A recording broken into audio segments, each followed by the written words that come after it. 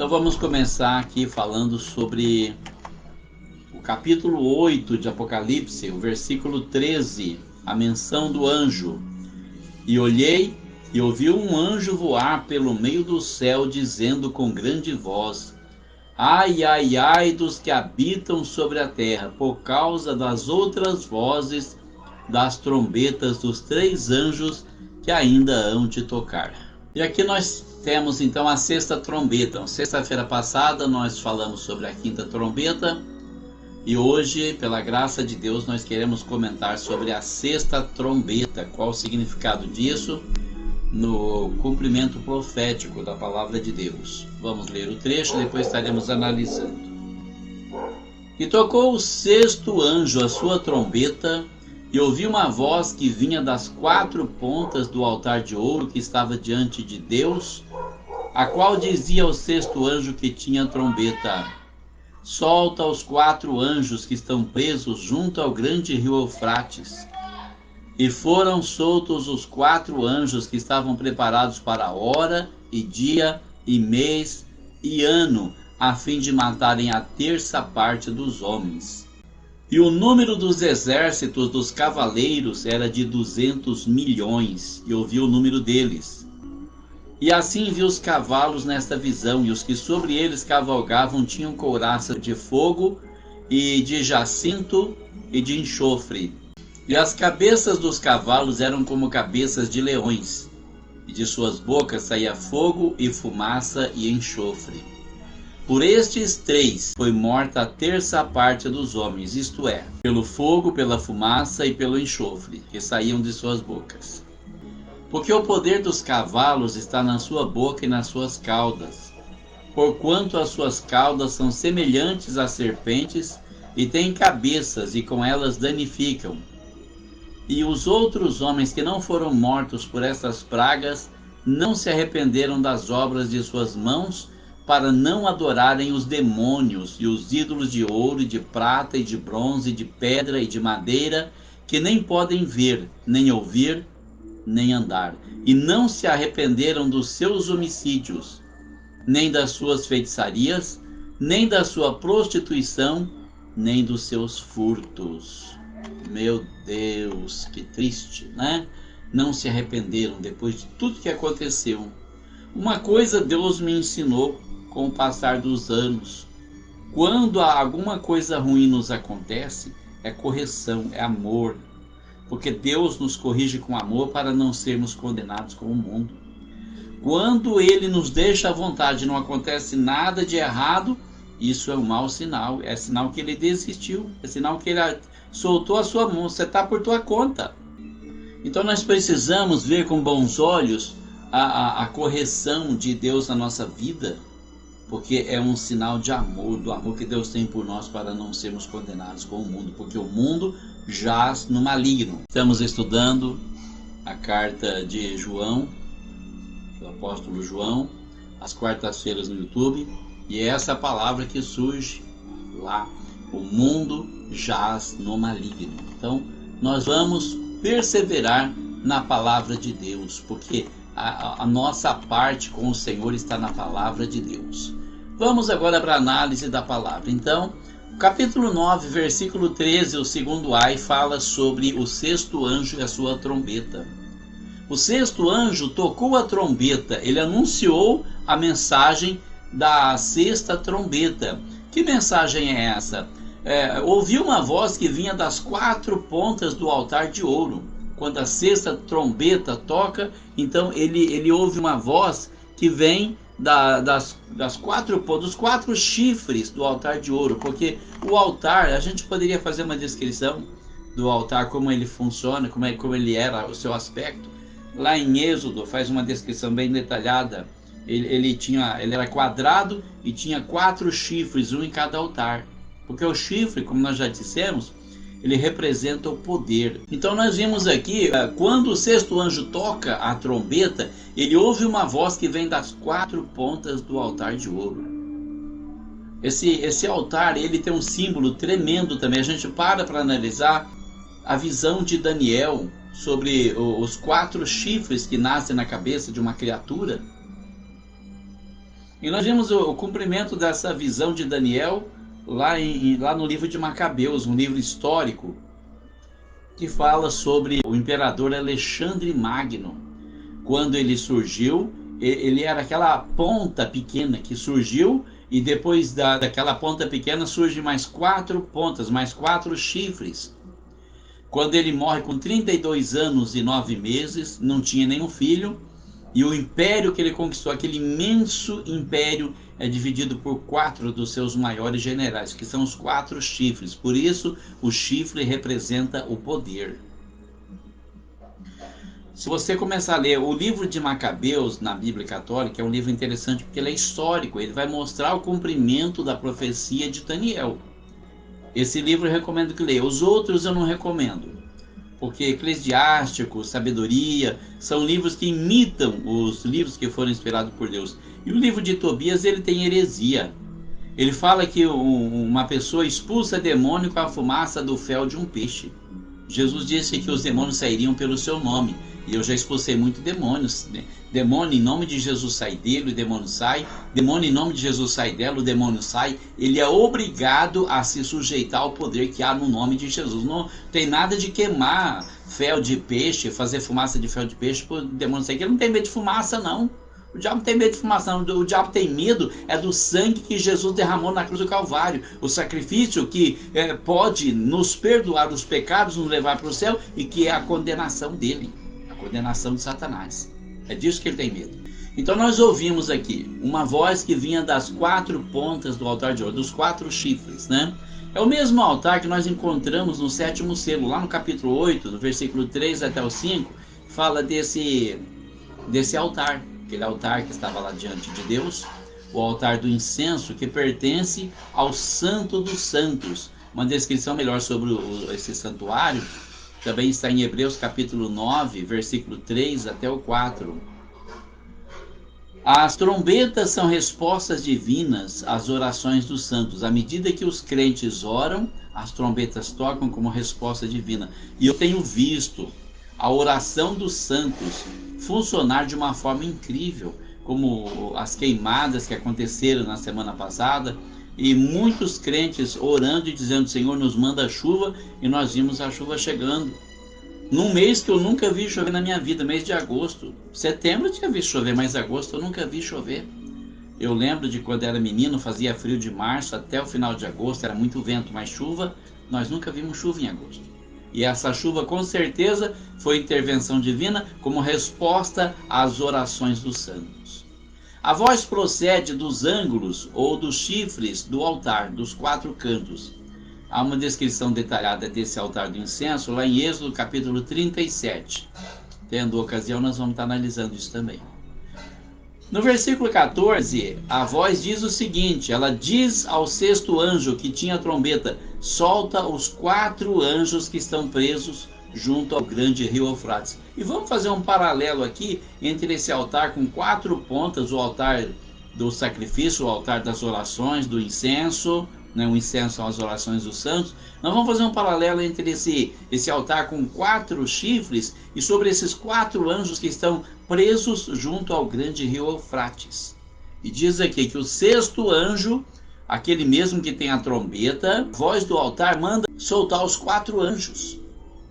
Diz para ele: solta os 4. Então o anjo que tocou a 6ª trombeta recebe uma incumbência. Ele vai ter que soltar os 4 anjos que estão presos com um objetivo determinado por Deus. Solta os 4 anjos que se encontram presos junto ao grande rio Eufrates. A destruição da 5ª trombeta veio de dentro, quando da nuvem surgiram aqueles gafanhotos. A 6ª trombeta anuncia castigo que vem do lado de fora. É o rio Eufrates, de onde vieram antigos inimigos de Israel e de Judá, e que representa a força militar de um poder invasor usado por Deus como instrumento de castigo. Alguns teólogos dizem que é a China, o exército chinês passando pelo rio Eufrates, ou outros exércitos orientais. Vamos continuar. Portanto, eis que o Senhor fará subir sobre eles as águas do rio, fortes e impetuosas, isto é, o rei da Síria, com toda a sua glória, e subirá sobre todos os seus leitos e transbordará por todas as suas ribanceiras, e passará a Judá, inundando-o e irá passando por ele e chegará até o pescoço, e a extensão de suas asas encherá a largura da tua terra, ó Emanuel. Está registrado em Isaías capítulo 8, versículos 7 e 8, uma profecia sobre esse tempo do fim. Os versículos que vêm depois, eles apoiam essa interpretação, porque eles mostram a ideia de um ataque militar. Se o poder perseguidor que afligia os cristãos na Ásia foi o Império Romano, e foi, o castigo aqui seria um ataque contra o mesmo império. Deus tem poder para usar a força militar de uma nação para castigar outra, como ele tem feito muitas vezes ao longo da história. Se você ler o Antigo Testamento, no livro dos Reis, você vai perceber isso claramente. Muitas vezes ele chama o faraó para castigar a Síria, ou a Síria para castigar Israel, ou vice-versa, ou os caldeus para castigar tanto Israel como o Egito. Ele faz isso, é a estratégia dele mesmo. Alguns comentaristas procuram identificar aqui um exército ou uma nação específica, como a China, por exemplo, né? Especialmente quando eles olham para os países que estão na região do Rio Eufrates, os países que estão na região oriental. Parece mais coerente entender o significado simbólico do Eufrates em relação à força militar e o castigo divino, sem tentar identificar um certo país invasor. Eu, porém, prefiro ficar com a interpretação de que talvez seja o exército chinês. Faz muito sentido, porque além de ser uma nação grande e poderosa, ainda é um regime que luta o tempo todo contra Deus, o regime comunista, e persegue os cristãos na China. Quem acompanha a missão Portas Abertas no YouTube, no Facebook, no Instagram, sabe o que acontece com os cristãos nesses países comunistas. Versículo 15 diz que foram soltos os 4 anjos que estavam preparados para a hora, dia, mês, ano, a fim de matarem a terça parte dos homens. 1/3. Quanto que é 1/3? Digamos que tenha 9 bilhões de seres humanos, 3 bilhões vão morrer. Foram então soltos os 4 anjos. O 6º anjo obedece à voz que fala do altar e solta os 4 anjos. O que acontece? Esses 4 anjos estavam preparados para aquele momento. Eles são instrumentos de Deus, estão preparados para esse momento exato e determinado pelo nosso Senhor. Essa trombeta responde às orações dos santos, mas somente quando Deus manda, porque Deus está no controle. Em Atos capítulo 1, versículo 7, quando Jesus é interpelado pelos discípulos sobre o tempo da restauração, porque o homem tem sempre aquela sanha de querer saber, de querer entender os mistérios de Deus. E lá em Deuteronômio capítulo 29, se não me engano, diz assim que as coisas reveladas pertencem a nós e a nossos filhos para sempre, mas as coisas ocultas pertencem ao Senhor. Então nós não temos que querer entender aquilo que Deus nos revelou. Mas os discípulos queriam, porque Jesus falou tanto sobre o tempo do fim, eles ficaram curiosos e eles queriam saber. Então eles ficaram muito chocados quando Jesus morreu, porque eles esperavam que Jesus fosse o libertador. Os dois do caminho de Emaús, eles falam claramente isso. Nós estamos muito decepcionados, porque nós esperávamos que fosse ele que fosse libertar Israel, mas já faz 3 dias que ele morreu e não sabiam que estava falando justamente para ele. Então, aí quando ele volta para a glória, quando ele sobe lá naquele monte, despede deles e fala: olha, fiquem em Jerusalém, esperem a promessa do Pai, o Espírito Santo, e vocês vão pregar o Evangelho e ser testemunho da salvação que eu providenciei. Então eles falam: é agora. Porque antes de morrer e ressuscitar, Jesus era apenas um homem. E é por isso que ele diz assim: olha, daquele dia e hora ninguém sabe, nem os anjos do céu, nem o Filho, mas somente o Pai. Isso não significa que ele não é Deus, apenas que ele deixou a divindade na glória. E agora, depois de ressuscitado, ele retoma a divindade, essa natureza divina que ele sempre teve. E aí os discípulos, muito espertos, chegam para ele e falam: Senhor, tu restauras nesse tempo o reino de Israel? A resposta dele é essa: e disse-lhes: não vos pertence saber os tempos ou as estações que o Pai estabeleceu pelo seu próprio poder. Isso aqui é mais uma prova de que realmente antes ele não sabia, agora ele sabe. Por quê? Porque antes ele era apenas um homem, agora como Deus ele sabe, mas ele também não vai falar. Tem coisa que nós não podemos saber, irmão. Tem mistério que a gente tem que apenas acreditar, nós temos apenas que confiar que o Senhor está fazendo melhor. Tem coisa que eu não preciso entender, eu só preciso confiar no Senhor. Então, olha só, tem coisa que não é para o seu conhecimento, se conforme com isso, aceite isso. Apenas confie em Deus, sabendo que Ele vai sempre fazer o melhor. Eu posso não entender o que está acontecendo, muitas vezes eu sinto angústia, eu tenho vontade de chorar, e eu tenho vontade de pedir para Ele me tirar desse mundo. Às vezes parece que a cruz está pesada demais, mas eu não vou fazer isso, eu já fiz, mas não vou fazer mais. Por quê? Porque agora eu quero confiar no Senhor, Ele está fazendo o melhor. Ele sabe o que é melhor para mim, Ele sabe o que é melhor para você, Ele sabe o que é melhor para todo mundo. Então eles têm a hora certa para fazer tudo, não sou eu que vou determinar o que Deus vai fazer. Então esses anjos serão soltos para castigar os perseguidores da palavra de Deus, e isso vai ser quando? Quando Deus determinar. Não é quando você quiser, não é quando. E não vai revelar. Ele não vai revelar. Você pode falar, mas por que Deus não pode revelar isso aí? Ele não vai revelar só para mim não saber, só para mim ser pego de surpresa? Não. Porque nessa luta, nessa batalha toda, nós estamos enfrentando Satanás. Satanás está disputando com Deus. E Deus não vai dar a pista para ele se safar. Que não tem como ele se safar. Mas Deus não está agindo de uma forma que quanto menos prejuízo causar ao plano da salvação, melhor. Então é bom a gente não ter o conhecimento de certas coisas para a gente não se perder. Muito conhecimento pode levar a pessoa a se perder. Olha o que aconteceu com Daniel Mastral. Tinha conhecimento do ocultismo de uma forma incrível, começou a abrir o bico e alguém foi lá e apagou ele. Então muitas vezes Deus está preservando você quando não te revela certas coisas. Não queira brigar com Deus. Apenas confie no Senhor, porque o Senhor sabe que é melhor para nós. Quando esses anjos são soltos, eles estão preparados para quê? Para matar a terça parte dos homens. Pragas que afetam a terça parte são típicas das trombetas. A primeira afetou a terça parte da terra e das plantas, lá em Apocalipse capítulo 8, versículo 7. A segunda atingiu a terça parte do mar, da vida marinha e das embarcações, capítulo 8, versículo 8 até o 9. A terceira prejudicou a terça parte das águas, um terço das águas doces, no capítulo 8, versículo 10 até o 11. E a quarta escureceu a terça parte dos céus, no capítulo 8, versículo 12 também. Agora a sexta traz a morte de um terço dos homens. A quinta trombeta causou dor com os escorpiões, mas não matou. A sexta traz morte para alguns, mas não para todos, apenas para um terço dos homens. O número dos exércitos dos cavaleiros era de 200 milhões. E eu vi o número deles. Nossa, é muita coisa, né? Que tremenda cavalaria, 200 milhões. O número dos exércitos da cavalaria, ele ouviu. Nós já temos observado que os números no Apocalipse geralmente são simbólicos. Então não podemos levar muito em conta, levar ao pé da letra. Vamos tentar entender o que significa esse número aqui. Aqui o número de soldados da cavalaria é enorme. Fala em 200 milhões de cavaleiros.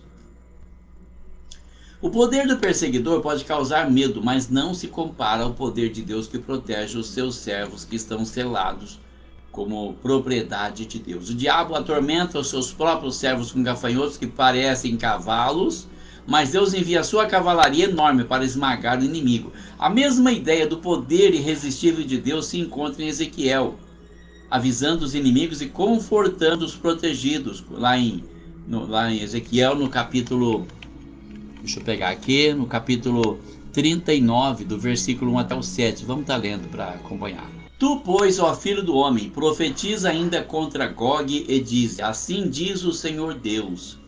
Eis que eu sou contra ti, ó Gog, príncipe chefe de Meseque e de Tubal, e te farei voltar, mas deixarei uma sexta parte de ti, e far-te-ei subir do extremo norte, e te trarei aos montes de Israel, e com um golpe tirarei o teu arco da tua mão esquerda, e farei cair as tuas flechas da tua mão direita.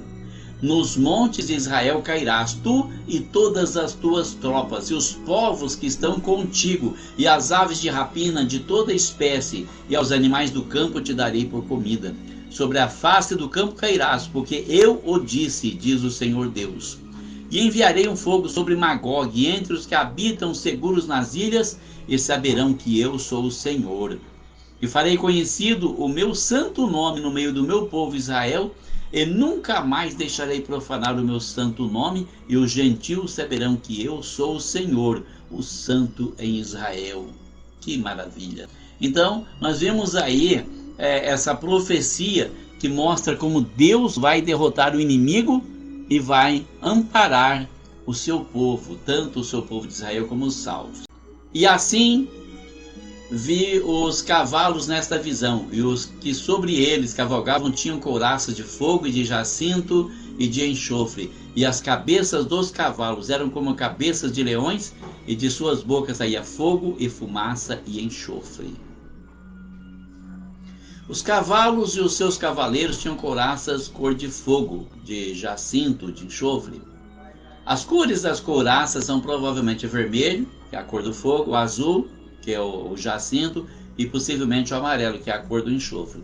E apresentam a imagem aterrorizante do exército usado como instrumento de Deus para castigar os malfeitores. O enxofre na Bíblia está sempre ligado ao castigo divino. Tanto é que você vê que no inferno é fogo e enxofre. Jesus fala claramente onde o fogo não apaga e o bicho não morre. Lá serão castigados com fogo e enxofre. Veja alguns exemplos. Gênesis capítulo 19, versículo 24, fala disso. Deuteronômio capítulo 29, versículo 23. Salmos capítulo 11, versículo 6. Isaías capítulo 30, versículo 33. E outros mais, inclusive Apocalipse capítulo 14, verso 10. Capítulo 19, verso 20. Também no capítulo 20, o verso 10. E também o 21, o verso 8. Uma gama de versículos que fala exatamente sobre isso. O castigo com fogo e enxofre. A cabeça dos cavalos era como cabeça de leão, e de sua boca saía fogo, fumaça e enxofre. A imagem do forte exército vencedor enviado por Deus. Esses cavalos têm cabeças de leões e fogo saindo de suas bocas. Lembram os dragões, né? Os dragões mitológicos. Alguns dizem que existiu, outros não. Aquele que soltava fogo pela boca. É uma lenda, um mito. Como que um ser de carne vai soltar fogo pela boca e não vai ser cozido, né? Não servem apenas para levar os soldados à batalha. Os próprios cavalos são ferozes, com poder para trazer julgamento divino contra os opressores. Olha a descrição dos cavalos. Das suas bocas saía fogo, saía fumaça e também saía enxofre. Por estes três foi morta a terça parte dos homens, um terço, isto é, pelo fogo, pela fumaça e pelo enxofre que saíam das suas bocas. 3 tipos de flagelo, de sofrimento, de cobrança de Deus a respeito do homem pecador que rejeita Jesus como Salvador. O que sai da boca dos cavalos é certamente mais um dos castigos de Deus, tudo no intuito de trazer o homem para perto de si, de fazer a pessoa compreender que ela precisa de Jesus, que ela precisa se humilhar, que ela tem que aceitar Jesus. Porque quantos estão morrendo sem Deus, sem paz e sem salvação? E o orgulho, muitas vezes até o orgulho religioso, impede a pessoa de aceitar que Jesus é o único caminho da salvação. Muita gente ainda diz assim: eu nasci assim, eu vou morrer assim. Eu não vou morrer como eu nasci, eu fui transformado pelo poder de Deus. Glória a Deus por isso, que me ajudou, que iluminou a minha mente, que ilumine a mente de todos que estão ouvindo essa palavra. Porque o poder dos cavalos está na sua boca, é onde sai o fogo, a fumaça e o enxofre, e nas suas caudas, porquanto as suas caudas são semelhantes a serpentes e têm cabeças, e com elas danificam, ou seja, com elas picam, como serpente, com veneno, envenenando as pessoas, não é? Também assim, uma espécie do castigo que foi atribuído aos escorpiões: danificar, prejudicar, fazer mal, com aquele veneno que não matava, mas torturava. A força dos cavalos está na sua boca e na sua cauda. Falou sobre as pragas que saem da boca. Tem 3 tipos de flagelo: fogo, fumaça e enxofre. Agora também está mencionando o castigo que vem através da cauda dos cavalos. Parece que o cavalo é uma armação justamente para punir os pecadores. O que mais procuramos entender aqui, que nós vemos nessa visão desses cavalos, a impossibilidade de serem literalmente cavalos, porque isso não parece, é um pouco um cavalo que solta fogo, fumaça e enxofre, seria uma espécie de dragão, né? E as caudas são como serpentes que com elas picam as pessoas. As fortes imagens que surgem em nossa mente por essa descrição é uma mensagem do poder do exército de Deus para castigar e matar os pecadores. Nós não podemos compreender muito, mas nós entendemos que o intuito de um Deus de amor é sempre chamar a atenção do pecador para si, para que as pessoas entreguem suas vidas a Jesus e possam ser salvas e perdoadas por Ele.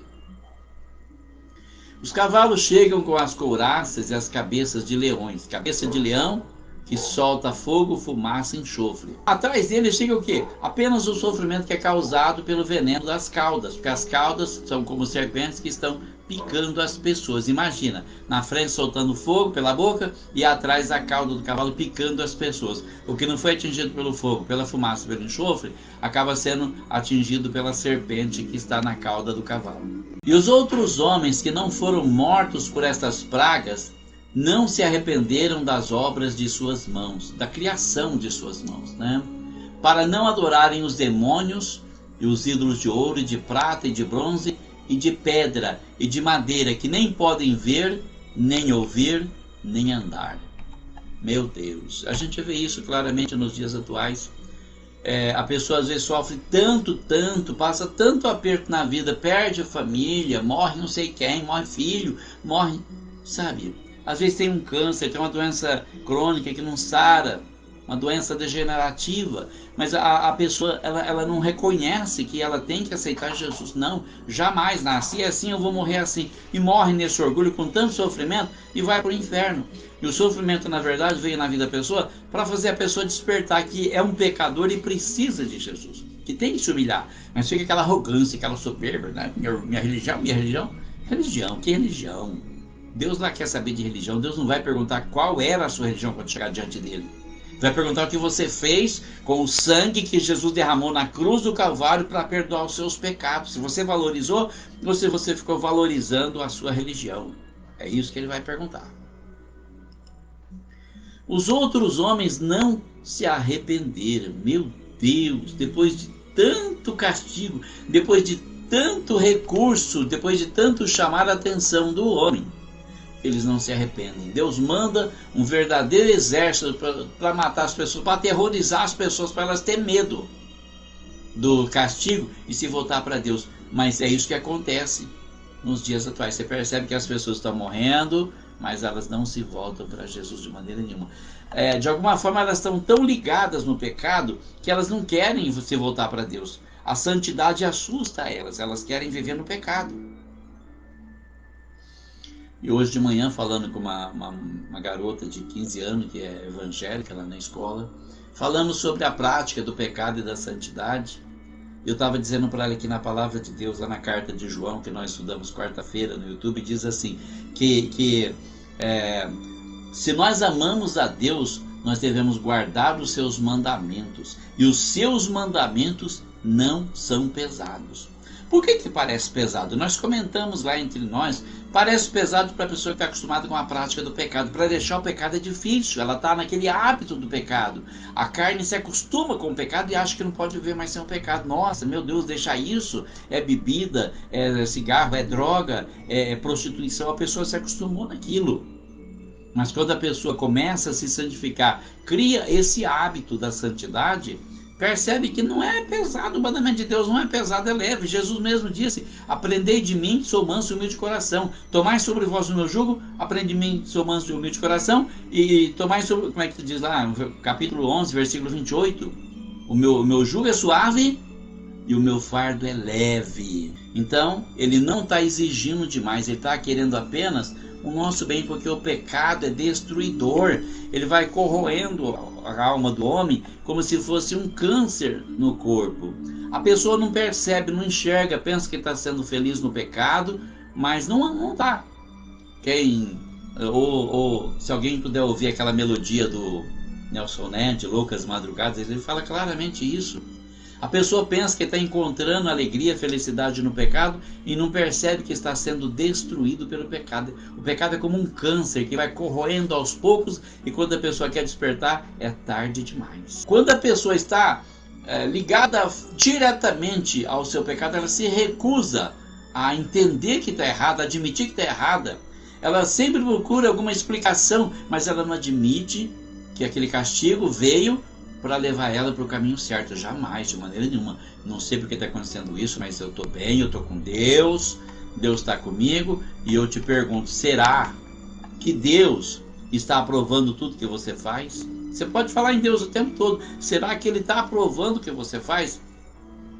Nós podemos ver o estrago que causa na vida de uma pessoa quando ela é alcoólatra, quando ela usa droga, quando ela vive na prostituição. A gente pode ver isso. São doenças venéreas que, se não matam a pessoa, esterilizam, deixam sequelas para o resto da vida. Pessoas que abusam do álcool, que se tornam tão dependentes que acabam com a sua família e destrói a sua própria vida. As drogas, a pessoa ela se torna uma pessoa agressiva, ela faz só estrago, é só prejuízo. O pecado nunca vai nos fazer bem, nunca vai nos fazer feliz. Só Jesus pode fazer o homem feliz. Podemos ser felizes sem sofrer a consequência do pecado, simplesmente deixando o pecado. Porque se a gente parar para pensar, quantas pessoas já foram para o cemitério com o corpo destruído porque pensaram assim, e algumas até morreram antes da hora. Chamaram a morte que veio ao seu encontro com uma vida depravada, uma vida desregrada, fazendo tudo que era contra a vontade de Deus, porque Jesus disse que o inimigo não vem senão a roubar, matar e destruir. E se você se entrega ao pecado, ele vai destruir sua vida. Agora, apesar de todos esses castigos que vêm, eles não se arrependem. Eles não deixam de adorar os demônios, nem os ídolos. Continua lá. Eu conheço pessoas assim. Conheço pessoas que falam isso. Você vai falar da palavra das pessoas, a pessoa fala, não, eu já tenho a minha devoção. Mas continua no pecado, mesmo com a devoção dele, adorando os ídolos, adorando os demônios. E a idolatria, ela é associada à adoração de demônios. Nós precisamos entender uma coisa, que o pecado do adultério, que machuca tanto a pessoa no casamento, tanto o marido como a mulher, ele é comparado com o adultério espiritual. A idolatria é um adultério espiritual, porque no adultério carnal nós traímos a esposa ou o marido, mas na idolatria nós traímos a Deus. Adorando os demônios, nós traímos a Deus, envergonhamos o Senhor. A idolatria sempre foi um problema grave na Ásia e também no Império Romano, que se destacou com isso, principalmente porque herdou aquela cultura mitológica da Grécia. E ela aparece aqui no Apocalipse como o principal motivo do castigo de Deus, porque é um pecado espiritual. A perseguição dos cristãos pelo governo romano vem principalmente por causa da insistência dos santos em adorar um único Deus, se recusando a adorar os falsos deuses dos romanos, tanto os antigos ídolos como também os imperadores que queriam ser adorados. Muitos irmãos morreram nas arenas, nas garras dos tigres e dos leões, porque eles não queriam chamar o César de Senhor, porque eles entendiam que só existe um Senhor e o seu nome é Jesus de Nazaré. Então olha só, quem é que eles adoram? Os ídolos que não podem ver, nem ouvir, nem andar. Ídolos feitos por mãos de homens, deuses criados por homens, deuses imaginários, que podem ser criados por homens, mas são usados pelos demônios para levar o homem para longe de Deus. Isaías fala dessa loucura de fabricar e adorar seus próprios deuses. Capítulo 44, ele diz assim, não vos assombreis, nem temais, porventura desde então não vou-lo fiz ouvir e não vou-lo anunciei, porque vós sois as minhas testemunhas. Porventura há outro Deus fora de mim? Não há outra rocha que eu conheça. E tem um outro versículo ali, ele fala que o lenhador vai no bosque, ele derruba uma árvore, uma parte da árvore ele faz comida, ele cozinha, né? faz fogueira, ele cozinha, faz a comida e come. A outra parte ele faz um Deus, se ajoelha diante daquele Deus e fala, me salva. É a loucura da pessoa que pratica idolatria. Loucura porque a pessoa acha que está certa, ela acha que não está errado.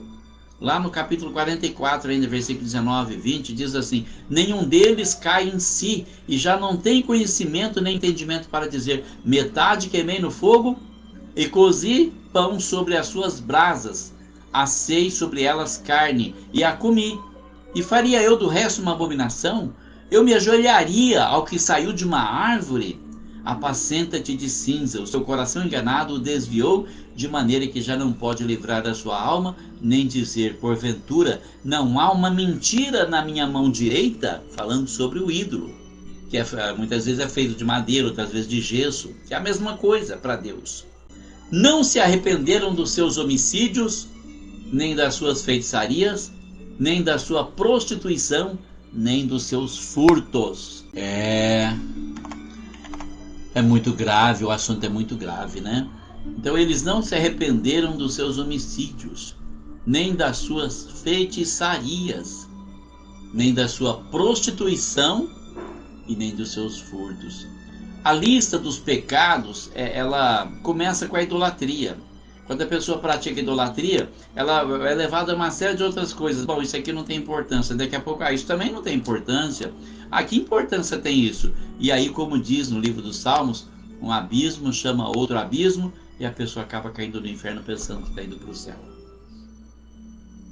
Uma atitude errada contra Deus, a idolatria, ela inclui outros erros, outros pecados contra outras pessoas e contra o próprio Deus.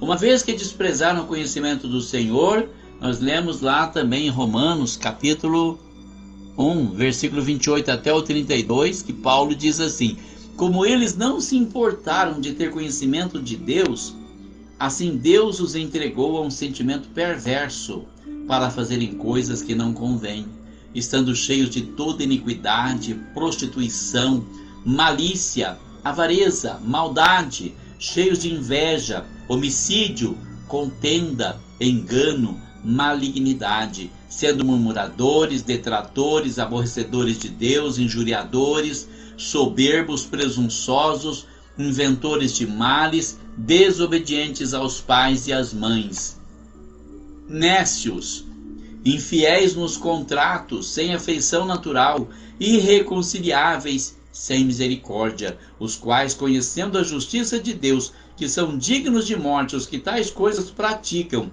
não somente as fazem, mas também consentem aos outros que as fazem. Olha, muito sério, muito grave isso, né? Muito grave, porque quando a pessoa não se importa de ter conhecimento de Deus, principalmente quando se vive na idolatria, então começa a vir um sentimento perverso na vida da pessoa, para ela fazer coisa que não lhe convém.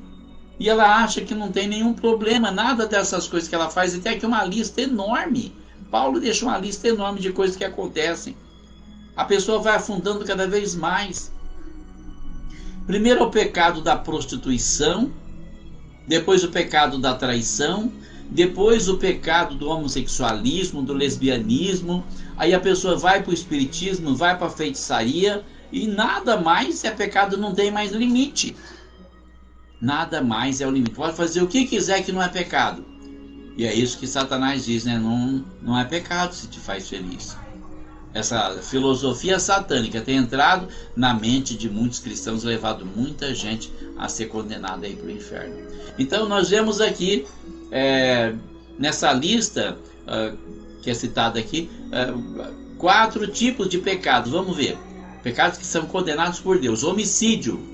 Quando a pessoa mata a outra pessoa, quando ela mata na carne, quando ela mata no espírito. Também é um desrespeito com a vida santificada pelo Criador. Um crime que merece a morte, punido com morte.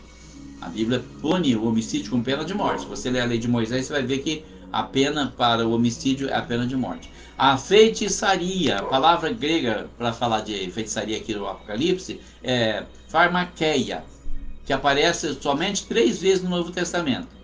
E a palavra que nós usamos para comprar remédio, a farmácia, vem da palavra pharmakeia, a palavra grega pharmakeia, porque sugere o uso de drogas, especialmente nos encantamentos de bruxaria, porque drogas são usadas na bruxaria.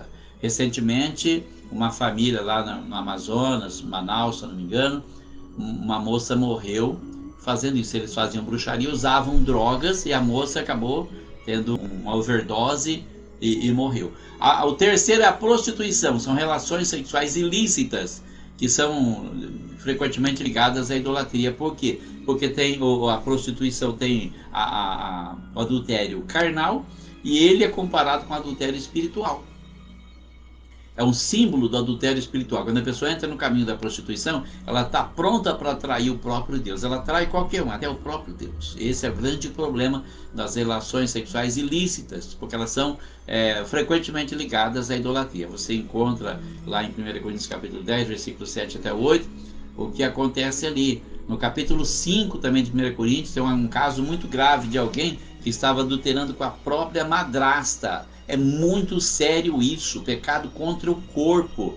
E tem aquela filosofia de muitas pessoas que falam: se eu não sou casado, se eu não estou traindo, não estou pecando. Para Deus é pecado sim. Acompanha os conselhos da Sarah Shiva no YouTube, que ela fala muito sobre isso. Ela teve uma vida bastante promíscua, ela dá testemunho da vida que ela teve, do que acontecia, e dá uma explicação bem clara sobre o que acontece no mundo espiritual. Quando você tem uma relação sexual ilícita, o mundo espiritual se agita porque você está indo contra os preceitos de Deus, está indiretamente obedecendo a Satanás e aos seus comandos. O quarto pecado que é condenado é o furto. A pessoa que não honra a Deus, nem respeita as pessoas que são criadas à imagem e semelhança de Deus, elas não têm motivo para respeitar as coisas dos outros. Elas carregam. Quando nós resolvemos seguir o Senhor e servi-lo, então nós deixamos essas práticas de lado. Nada de querer levar vantagem. É melhor perder do que causar prejuízo. Por quê? Mais tem o Senhor para nos dar do que o mundo para oferecer. Bom, concluindo então, nós podemos dizer que a quinta e a sexta trombeta avisam os perversos de alguns castigos que ainda virão. Os servos do diabo atormentam os homens durante 5 meses, são aqueles gafanhotos, e os servos de Deus, os 4 anjos, matam 1/3 dos perversos idólatras, esperando que os outros despertem para a realidade. Ainda aguardamos uma última trombeta, o terceiro ai, como o anjo disse lá em Apocalipse capítulo 8, versículo 13, que eram 3 ais. Nós estamos esperando o terceiro ai. E antes de ouvir o sétimo anjo tocar a sua trombeta, nós vamos ver algumas visões que estão nesse intervalo. Terminamos hoje o capítulo 9 de Apocalipse com a graça de Deus, e permitindo o Senhor, nós viremos sexta-feira com o capítulo 10. O capítulo 10 tem um livrinho que é comido por João, uma visão que vem do céu, ele come um livrinho aberto, a palavra de Deus, né? Tem um anjo também que se posiciona entre o mar e a terra, e ele começa a receber ordem para evangelizar. Não vamos parar agora. Não vamos parar agora. Nós estamos no tempo do fim. Está quase se cumprindo o mistério de Deus e nós precisamos ser testemunhas da grandiosa salvação. Eu quero pedir para você que você compartilhe esse vídeo, porque mais pessoas precisam aprender das coisas de Deus. Compartilhe esse vídeo nas suas redes sociais, no WhatsApp. Façam as pessoas compreender que Apocalipse não é difícil, basta orar, o Senhor dá entendimento. O Senhor esclarece, ele revela. Não há mistério coisa aqui que não pode ser revelado. E nós precisamos estar preparados, porque quando tocar o som da última trombeta, nós podemos estar sendo arrebatados para morar com o Senhor, o nosso Senhor lá no céu. Deus abençoe você, Deus abençoe a sua família, Deus abençoe o Brasil e nos livre dessas potestades que estão tentando nos escravizar e nos impedir de seguir e servir o nosso Senhor. Um forte abraço a todos e fiquem com Deus e até sexta-feira, se Deus permitir.